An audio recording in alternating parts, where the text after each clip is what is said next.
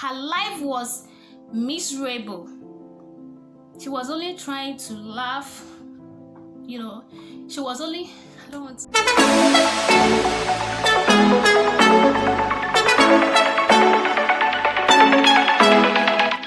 Hello guys, and welcome back to my channel. My name is Vivian. Today I want to talk about polygamy. I grew up in a polygamous family. My dad has plenty wives. So I want to talk from my own point of view what really happened and how it all started. If you're new here, please kindly subscribe to my channel, and if you've come across this video or my channel and you've not subscribed, please kindly subscribe to my channel. Click on the notification bell to get notified anytime I post a new video, and also don't forget to like and share my videos. So yeah, I think I was about 8 or 9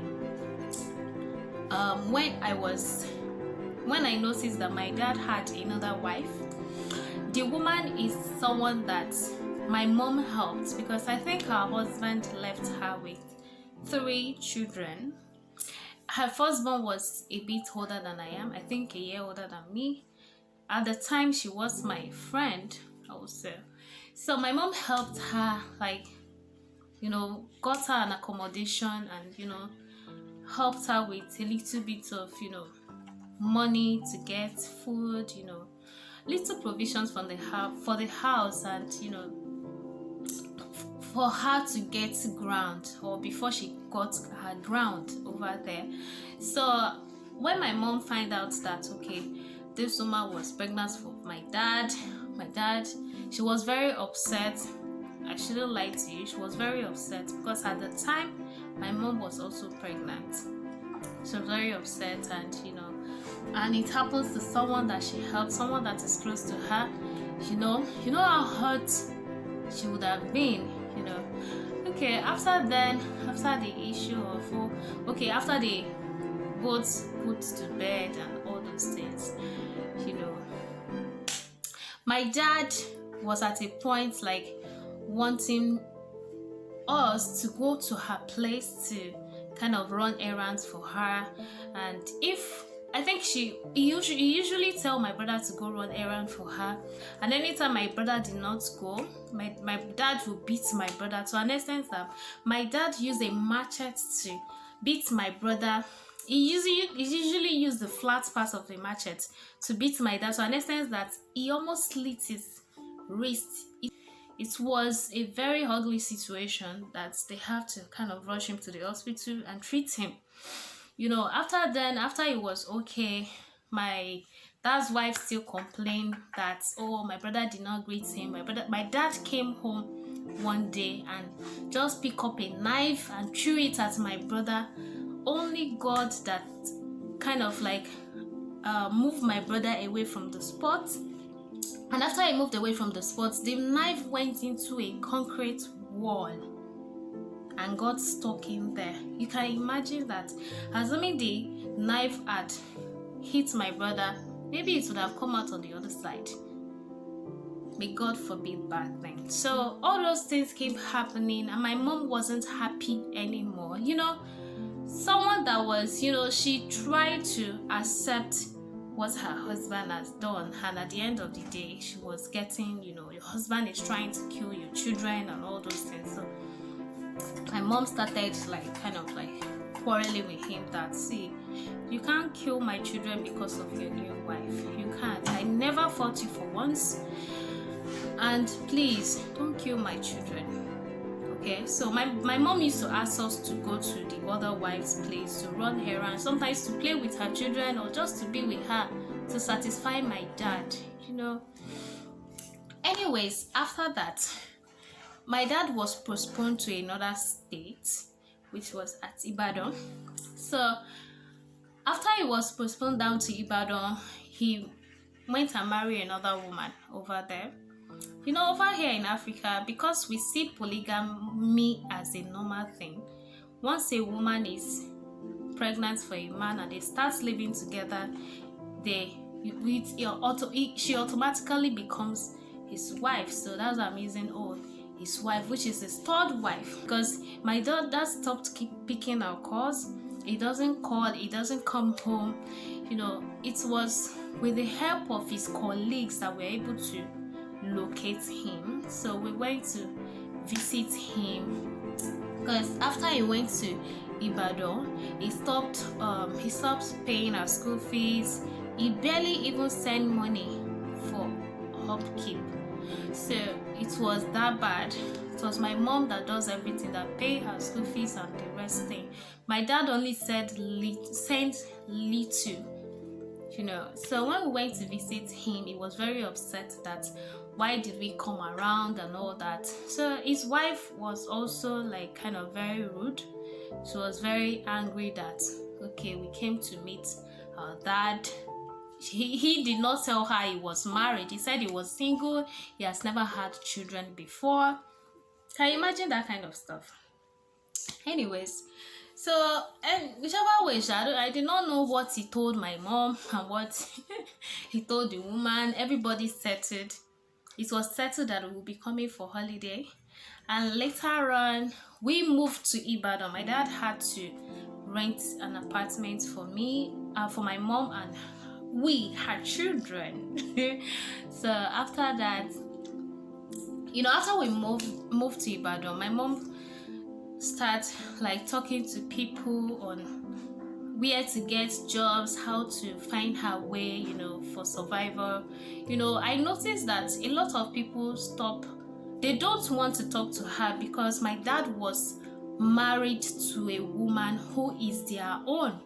Like, the woman is a Yoruba woman. So since my mom is not a Yoruba woman, they don't want to associate with her, so that the other woman will not feel stabbed, or she might get angry that, oh, you guys are talking to this person and you know that I'm your person. You know what I'm trying to say.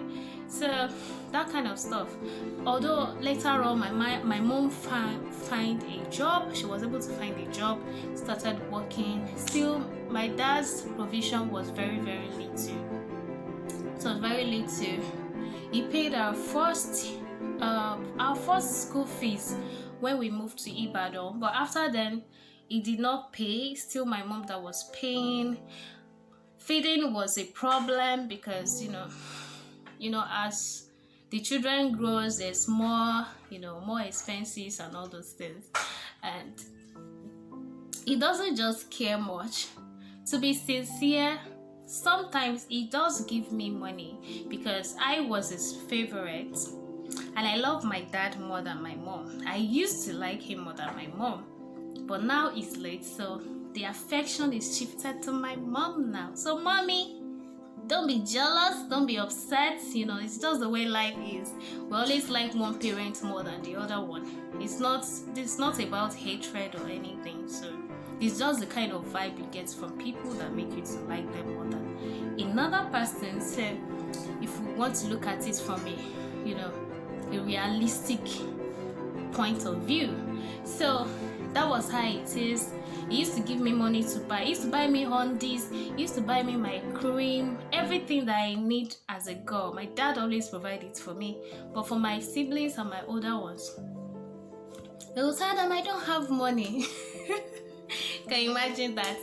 So after that, he used to when I got my first period, it was my dad that knew. I was with him when I got my first period, and he showed me how to use the pad. He also asked his wife to show me how to use the pad, which I was very grateful. I was grateful for. So after I started seeing my period, I did not tell my mom. It was my dad that told my mom. I think that was after a year. I think it was my dad that told her, and she was very, very disappointed. She felt bad that, oh, I was actually living with her, and I refused to tell her that I've started seeing my period.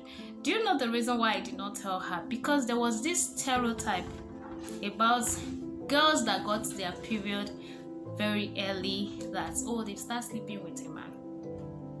So that was why, because most people will beat their daughters for getting their period early. You know, girls getting their period 12, 13, 14, you guys will be in hot soup. That's why I did not say anything to my mom.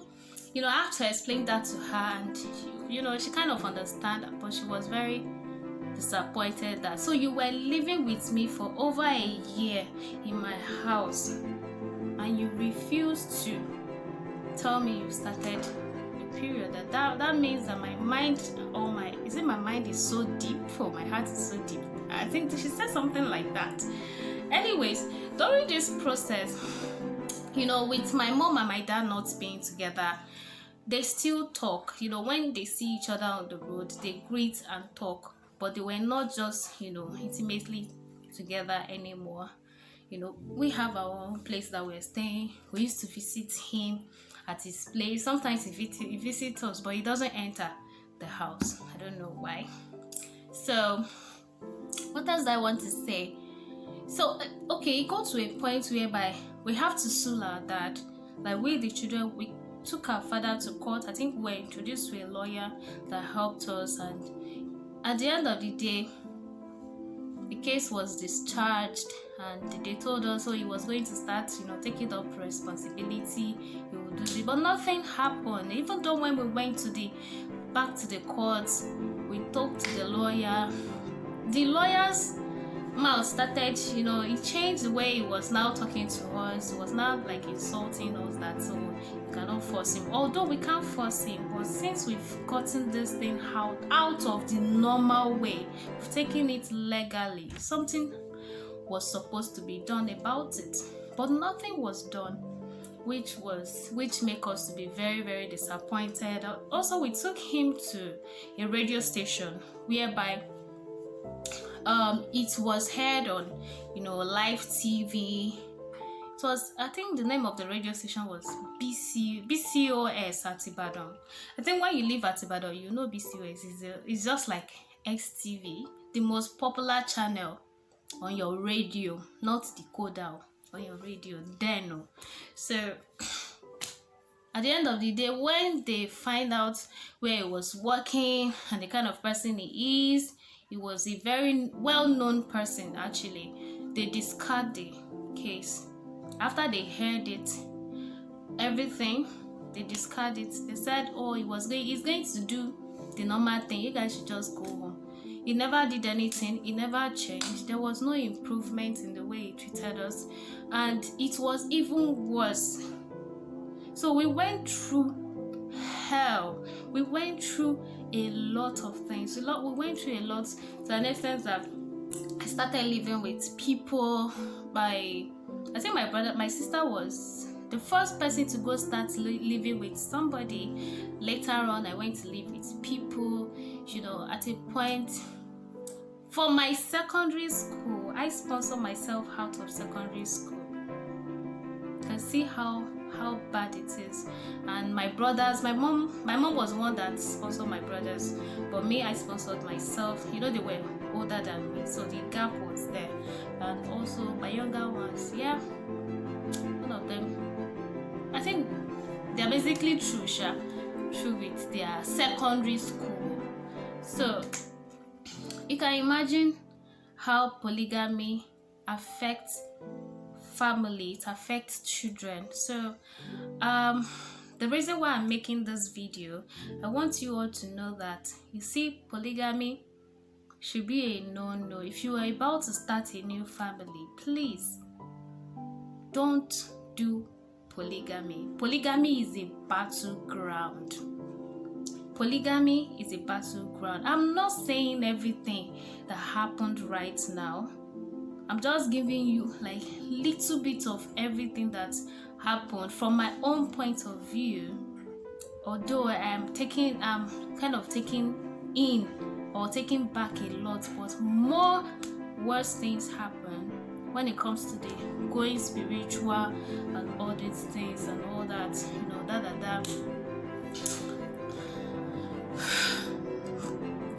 So all the years I know, see, okay, let me tell you what I noticed. You see, throughout the years, of my dad impregnating somebody, taking a second wife, to third, to another one that he was even still hiding that we knew.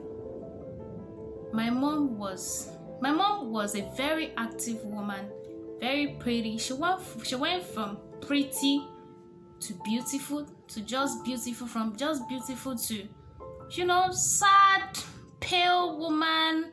I don't want to use the word ugly, but she lost herself totally. She lost herself. She wasn't herself anymore. She cries. And when you ask her, although we know what was going on, but sometimes, children now, they will think that, oh, let's just do it and let everybody move on. Until when you are in that shoe, that's when you know the pain she's going through. Or when you understand, or when you're grown and you've understand the pain she was going through, that's when you know that, oh, this thing actually eats deep into their bone. Will become sad. Her life was miserable. She was only trying to laugh. She was only, I don't want to go emotional. She was only trying to laugh and, make herself look happy. But we at home, we know that she's not. My dad is late right now. And even now that he's late, she used to say that she misses him so much. And yeah, it's understandable that she misses him. Even though a man that treated her that way, she still misses him. You can imagine. See, women, they are the most beautiful creature on earth. You guys, that's all I have to say. This video is going to have a part 2.